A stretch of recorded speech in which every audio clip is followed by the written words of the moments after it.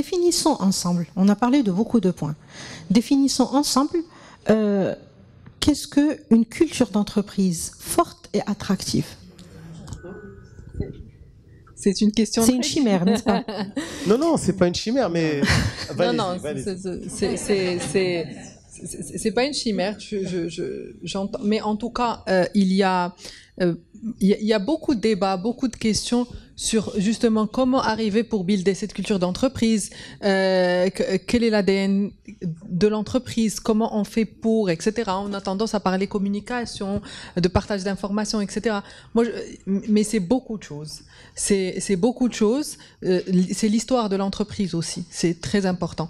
Il y a l'histoire. À mon sens, il y a le style de management. Il a un impact extraordinaire sur la culture d'entreprise. Ça, c'est indéniable. Il y a les projets d'entreprise en eux-mêmes, c'est-à-dire aujourd'hui, quelle est la réelle mission de l'entreprise et dans quel sens elle va. Ça fait partie de sa culture et des choses que le collaborateur, bien évidemment, tout ça se transcrit par des outils de communication de type valeurs, chartes et ainsi de suite. Mais réellement, tous ces valeurs ou ces chartes ou ces moyens de communication, c'est des moyens de communication à travers lesquels on exprime l'histoire de l'entreprise, ses valeurs intrinsèques, et puis son mode de gouvernance et de management. Ça, c'est des choses. Donc on en a trois pour l'instant, n'est-ce pas? Histoire, management et vocation. Allez, on va trouver. Alors, les autres. Il y aurait peut-être autre chose, et j'ai la chance d'être dans une entreprise, Inouï pour ne pas la nommer, qui aujourd'hui est aussi la marque préférée des Marocains. Donc, en tant que marque préférée, ça aide énormément à notre culture. Nous avons la chance d'être une marque de grand public qui est connue par tous les Marocains. Déjà, ça aide. J'ai travaillé dans d'autres entreprises où, quand j'étais dans des forums de recrutement, vous faites quoi au juste? C'est déjà plus difficile. Donc, quand on a cette chance d'être dans des entreprises comme ça aide déjà. Ça a une crédibilité. Tout à fait. Mais ce n'est pas tout. Ce n'est pas tout. Effectivement, il y a la marque telle qu'elle est perçue par le client final et par les consommateurs, mais également ce qu'elle dégage de l'intérieur. Et ça, c'est par rapport à quand le bien-être au travail, le style de management, la culture de l'entreprise, qui ne doit pas être que des mots écrits sur un papier, mais ça doit être vraiment traduit dans le quotidien. Et que si on dit dans notre culture, c'est la proximité, ben oui, les managers sont effectivement, on parlait des managers de proximité, ils sont réellement proches. Que c'est une DRH qui est ouverte, qui est là, à l'écoute et en mesure de répondre. En mesure de répondre ne veut pas dire oui à toutes les questions, mais de donner des réponses. Et de donner des réponses qui ont du sens, qui donnent du sens et qui permettent à toute l'entreprise d'aller de l'avant et de pouvoir lever ses doutes, de pouvoir lever tous ces sujets qui peuvent être parfois irritants. Ben oui, il y en a qui sont irritants et on en parle et ils sont là, effectivement, et c'est comme ça, et voilà pourquoi, et voilà pourquoi. Donner du sens. Donner du sens, mais sur beaucoup de domaines. Il y a les aspects professionnels, mais également les aspects, nous sommes une entreprise. Qu'est-ce que nous représentons dans ce monde dans lequel nous évoluons? Sommes-nous une entreprise citoyenne? Aujourd'hui, le SG, aujourd'hui, est-ce que réellement nous jouons un rôle? Est-ce que nous favorisons l'inclusion? Vous savez, quand aujourd'hui le réseau arrive au fin fond du Maroc, mais c'est une fierté pour tous les employés de Inouï, les collaborateurs de Inouï, que des zones qui étaient juste mais cloisonnées et complètement, aujourd'hui, ils ont le réseau.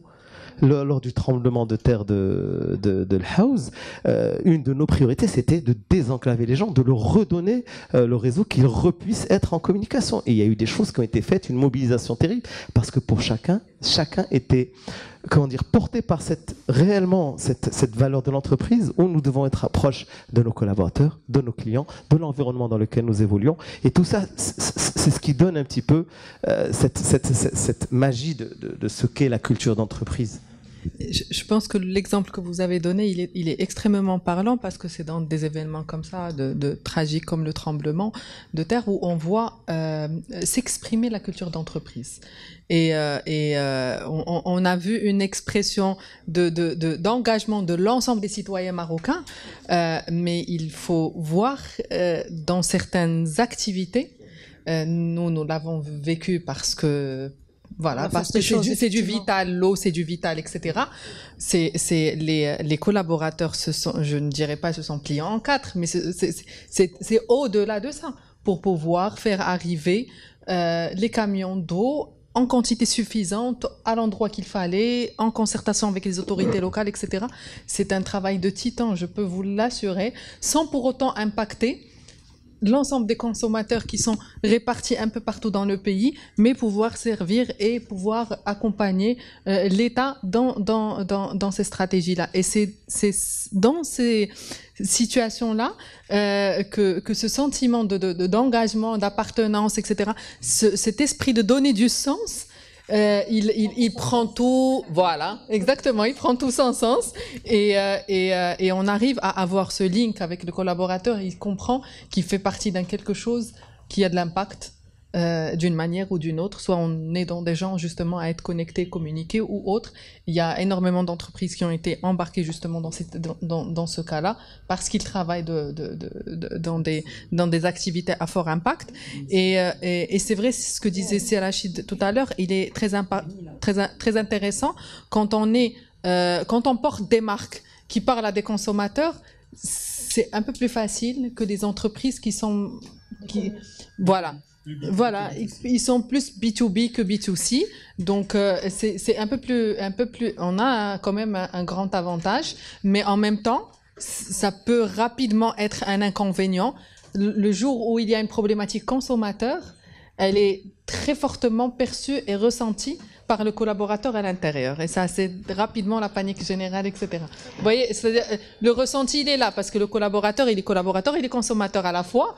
Donc, oui, c'est directement lié à la pérennité. Quand quelqu'un va remettre en question le produit, etc., c'est limite touché à son intégrité personnelle. Donc voilà. Et inversement, quand il y a des réalisations extraordinaires, des choses comme ça, ben sa contribution, même si elle est lointaine et qu'il est dans un département totalement back-office, etc., ben, il sent qu'il a contribué d'une manière ou d'une autre.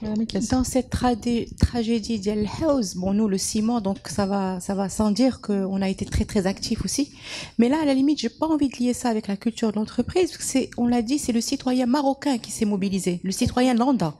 Donc c'est, je crois, culturellement ancré en nous en tant que Marocains, avant même que ce soit l'entreprise qui agisse. Par contre, pour revenir à la culture d'entreprise, oui, donner du sens, l'histoire, la raison d'être, comment on participe, ce que fait l'entreprise. Mais j'ai envie de rajouter aussi une autre notion, et encore une fois, c'est un sigle nouveau barbare qui a intégré nos métiers, c'est la QVT, qualité de vie au travail. Je pense que ça fait partie aussi de la culture. Et quand on parle de qualité de vie au travail, un peu, tu disais le CDI et le salaire, dans cette partie-là, les avantages sociaux classiques, ils sont importants, la retraite, la couverture sociale, tout ça, c'est très important, mais c'est pas suffisant. Aujourd'hui, c'est du basique, acquis. Voilà, c'est-à-dire acquis. Si on n'a pas ça, on ne vient même pas toquer à notre porte.